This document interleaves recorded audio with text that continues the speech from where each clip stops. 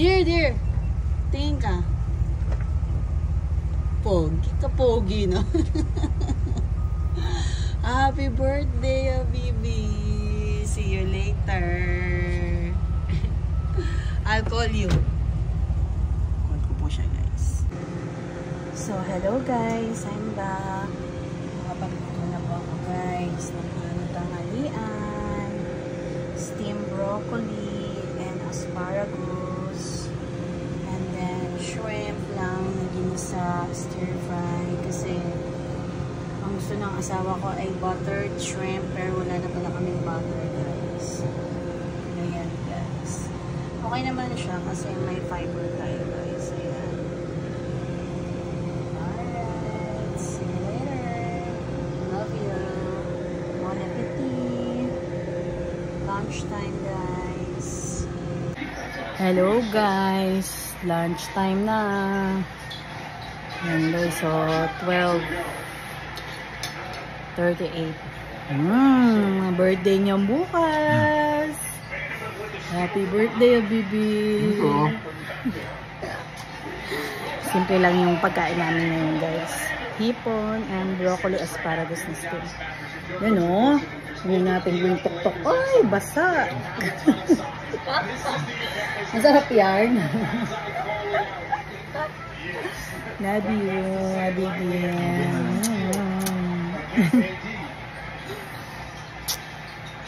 Okay, see you guys. So, hello guys. Good morning and good afternoon na talaga dito sa amin sa Valley View, Alberta, guys.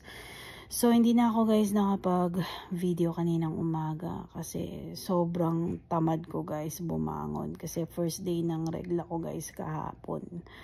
Bumuhos talaga siya, guys, ng madaling araw kanina. So, sobrang bigat ng pakiramdam ko, guys. So, wala ako sa mood tumayo. Pati nga, guys, yung hindi ko napagsilbihan yung mga anak ko. Like, pag-prepare ng mga damit nila. So, noon na lang talagang papasok na si My Love. Doon na talaga ako bumangon. So, siya na lang yung nag-prepare nung almusal niya. So, ginawan ko na lang siya ng inampake ko na lang yung kanyang baon. Yun lang ang ginawa ko. Tapos,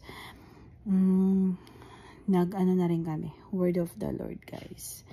Tapos, ayun, pumasok na siya.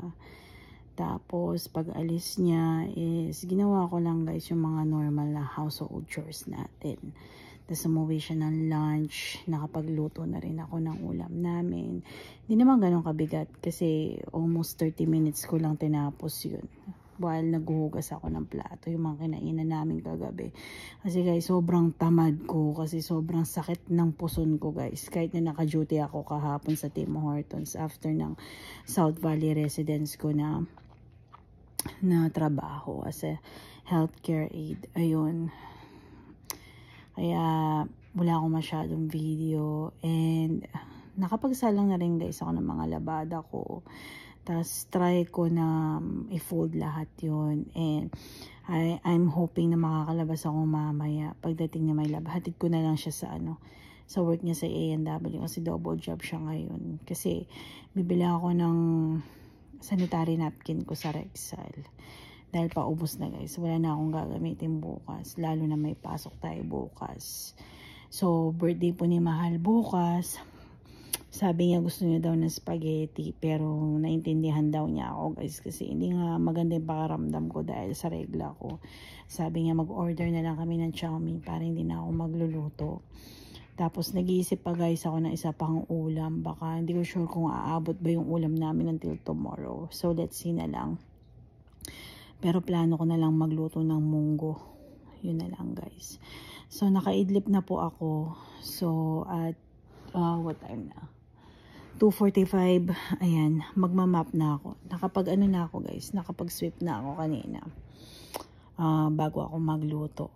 So, yun. Ongoing yung aking mga labada. Meron na sa dryer. Tapos, meron na rin sa washer. So, medyo Di pa ako okay. Amoy shrimp pa ako. So, higa-higa muna kasi nga not feeling well tayo.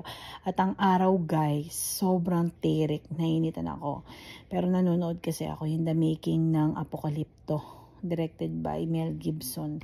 So, yun. Paborito to ng asawa ko guys. Pero ngayon ko lang siya na-appreciate kasi sobrang made to scratch talaga siya. Dahil ang concept nitong movie pala nito is about the life of the Mayan people way back before thousands of years ago. So, baka yayain ko siya manood ng Apocalypto mamaya. Let's see. Baka magbago pa isip ko. Ayun guys. So, hanggang dito na lang muna kasi magmamap na ako bago dumating yung mga kids. Okay? Love you. So, good evening guys. Nga po pala, today is April 10 na po guys. So, tomorrow is Mahal's birthday. So, ayan guys. Dinner na po tayo. Ahem. Asim ng kiwi guys.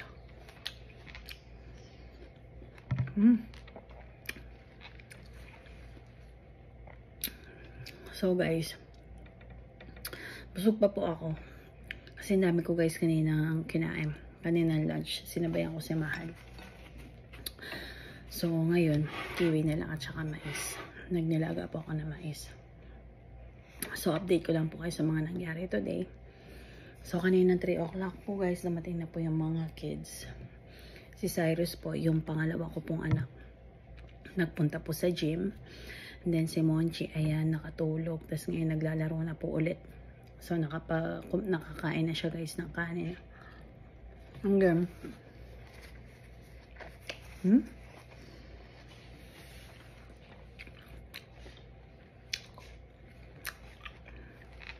Asim. Sorry guys.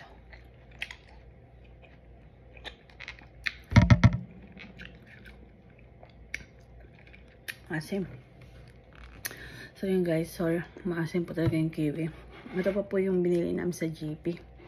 Kailan ba yun? Last week yata yun.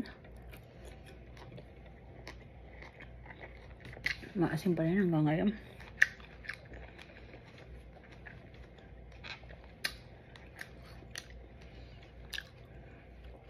And then guys, nakatulog ako. Tapos, mga 1 oras siguro guys. Tapos, nagprito na ako ng egg. Dinner ni my love.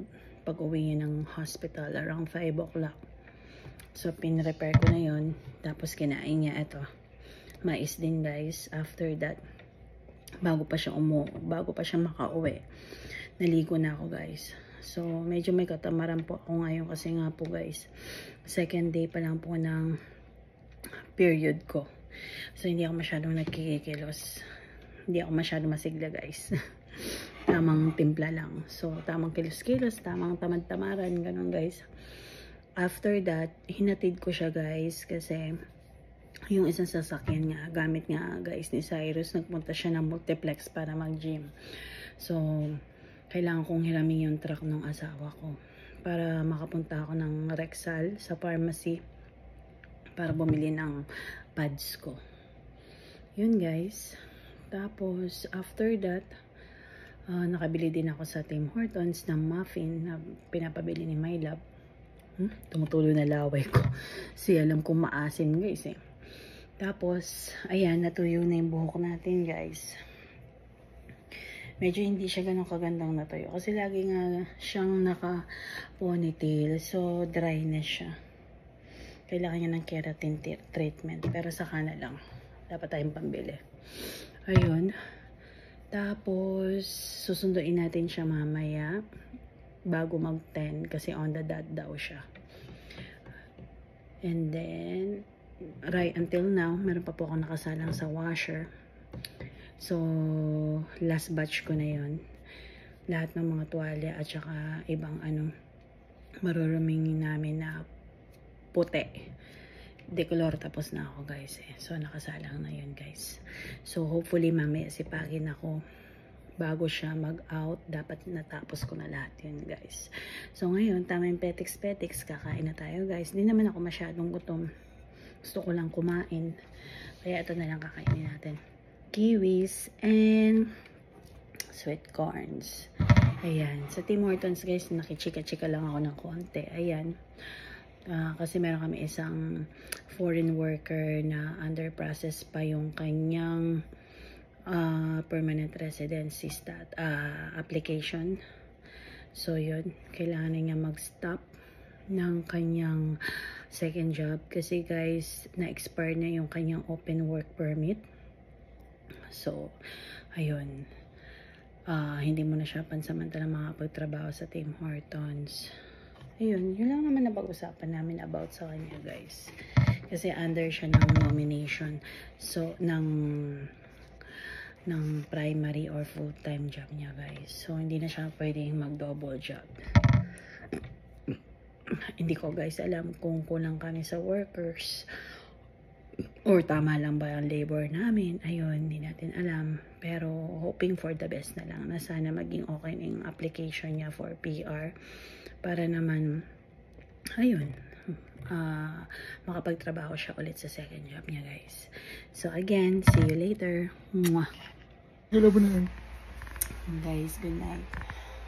Tulog na kami. Birthday po guys ni my love tomorrow. Happy birthday my love.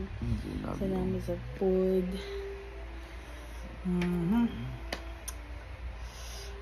Tulog. At ano yung pinlay mo nga baby? What's that? Ano mo na favorite ko? Ano yan?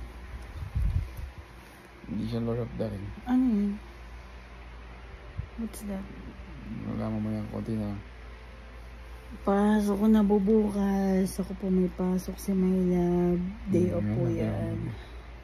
Alam ko na. Ayan. Yung bangka. Bangkad. Okay guys, love you. Good night. Sa mga hindi pa po nakasubscribe, subscribe din po pag may time. Sa simpleng buhay namin dito sa Canada. Thank you for everyone.